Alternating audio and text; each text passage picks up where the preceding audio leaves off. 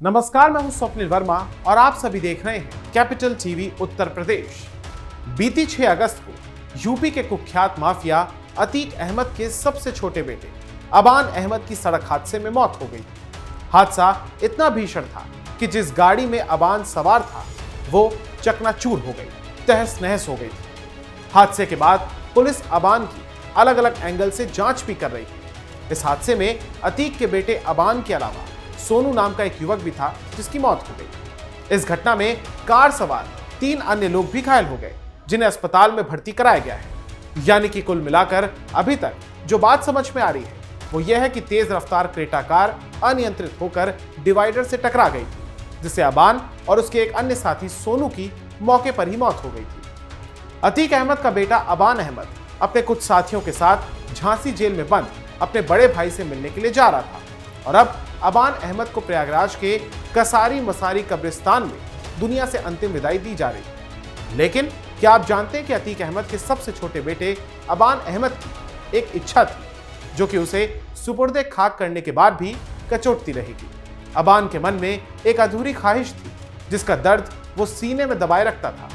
अक्सर बंद कमरे में खुद के किए को कोसता था, लेकिन किस्मत की करवट देखिए, वो इच्छा कभी पूरी नहीं हो सकती थी, और ना ही अबान के जिंदा रहते और ना ही उसके मरने के बाद। खैर, हम आपको उस इच्छा के बारे में आगे बताएंगे, लेकिन पहले आज जो कुछ हुआ वो आपको बताते हैं। तो शुक्रवार की सुबह अबान का शव प्रयागराज पहुंचा, जिसे हटवा में उसकी चाची के घर रखा गया था। अबान को उसके पिता अतीक अहमद, चाचा अशरफ और बड़े भाई असद की कब्र के पास ही दफनाने की योजना बनी, जिसे देखते हुए पुलिस प्रशासन अलर्ट मोड में रहा और सुरक्षा के भी कड़े इंतजाम किए गए। वहीं उधर उसके साथी सोनू को हटवा गांव के कब्रिस्तान में दफनाया गया। अब आपको अबान की अधूरी कहानी यानी कि उसकी अधूरी इच्छा के बारे में बताते हैं। दरअसल 21 साल के अबान की जिंदगी में पहले भी कई ऐसे मौके आए जब वो अपने करीबियों, अपने सगों, यहां तक कि अपने पिता अतीक अहमद तक को आखिरी विदाई नहीं दे सका था। 24 फरवरी 2023 को प्रयागराज में उमेश पाल की हत्या के बाद अतीक अहमद के परिवार पर पुलिस की ताबड़तोड़ कार्रवाई हुई। तेज हुई कार्रवाई। इसी दौरान अतीक के नाबालिग बेटों आजम और अबान को राजरूपपुर स्थित बाल संरक्षण गृह में रखा गया था। इसी दरमियान अप्रैल 2023 में अतीक के बेटे असद की झांसी में पुलिस मुठभेड़ में मौत हुई और 15 अप्रैल की रात अतीक अहमद और उसके भाई अशरफ की पुलिस हिरासत में गोली मारकर हत्या कर दी गई। ये सारा कांड हुआ था जिस समय अहमद खानदान के अलग अलग चिराग बुझ रहे थे। उसी समय अबान और उसका जो दूसरा भाई था, यानी कि उसका जो एक और भाई था, वो बाल संरक्षण गृह में होने के कारण जनाजे में शामिल नहीं हो सका था, जिसका मलाल उसे जीते जी तो रहा, साथ ही मरने के बाद भी उसकी रूह को हमेशा रहेगा कि काश उसने एक कुकर्म नहीं किए होते तो कम से कम अंतिम समय में अपने बाप और अपने भाई की कब्र पर जा सकता था। हालांकि अबान बाहर आया, लेकिन तब तक काफी देर हो चुकी। अक्टूबर 2023 में बाल कल्याण समिति के आदेश के बाद दोनों भाइयों को उनकी बुआ परवीन कुरैशी को सुपुर्द कर दिया गया।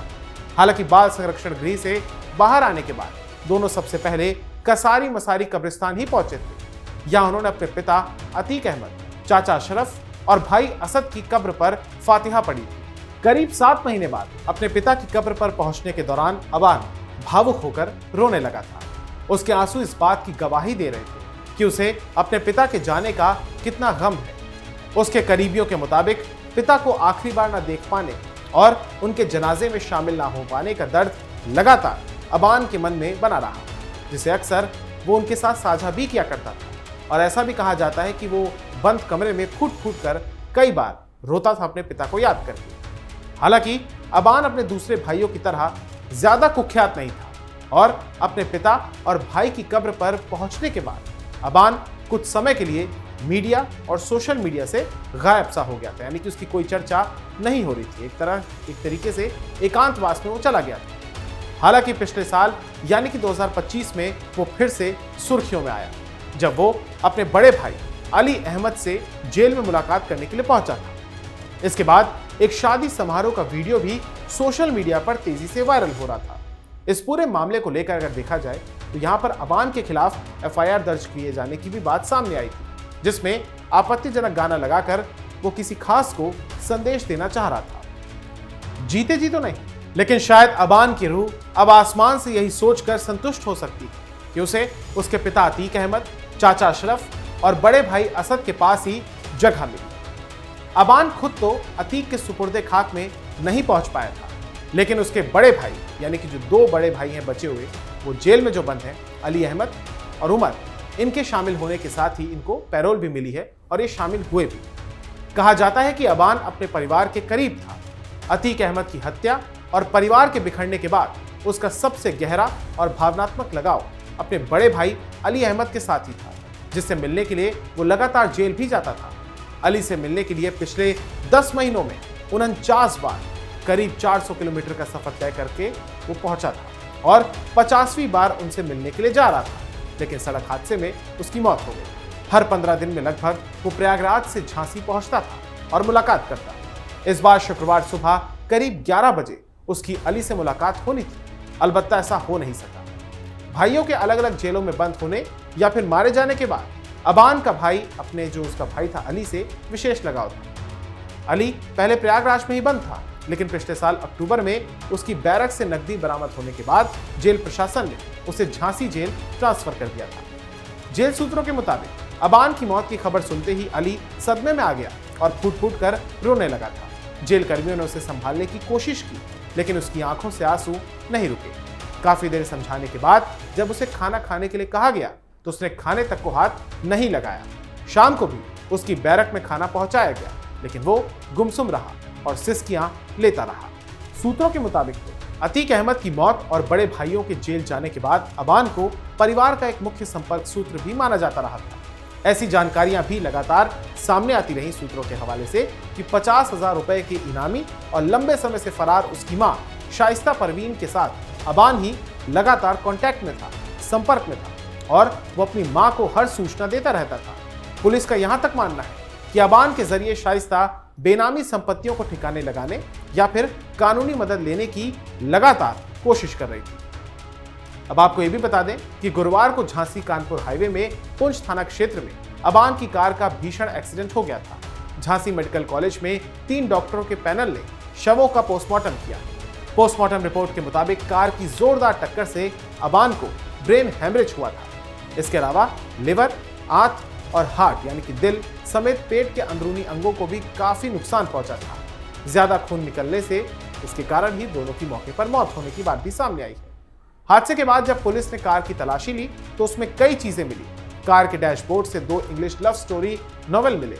ये किताबें झांसी जेल में बंद उसके बड़े भाई अली के लिए इसी अबान ने खरीदी थी। इसके अलावा कार से 4 मोबाइल फोन्स, गुटखा और सिगरेट भी बरामद हुआ।